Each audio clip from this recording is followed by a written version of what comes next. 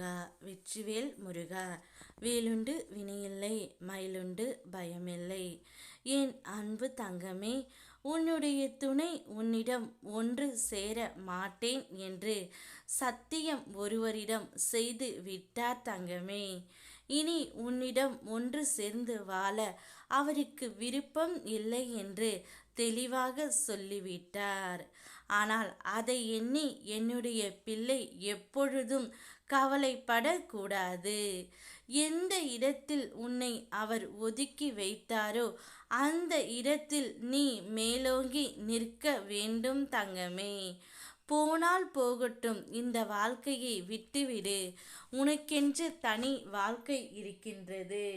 நீ தனித்து நிற்பதால் சிங்கம் போல் இருக்கின்றாய்.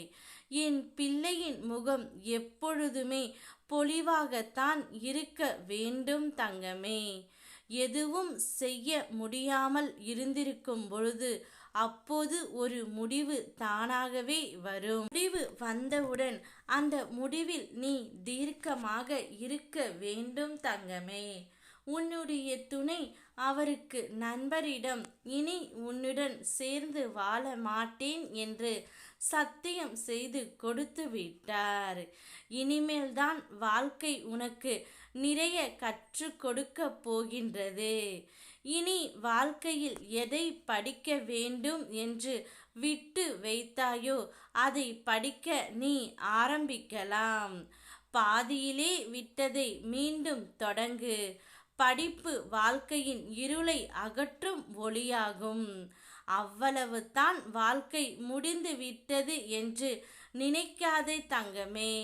இப்போதுதான் உனக்கு ஒரு நம்பிக்கை ஒளி தோன்றும். அந்த ஒளியாக உன்னோடு இருப்பது நானே.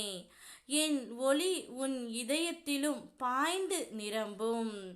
சிலருக்கு சிக்கல்கள் குறையும்.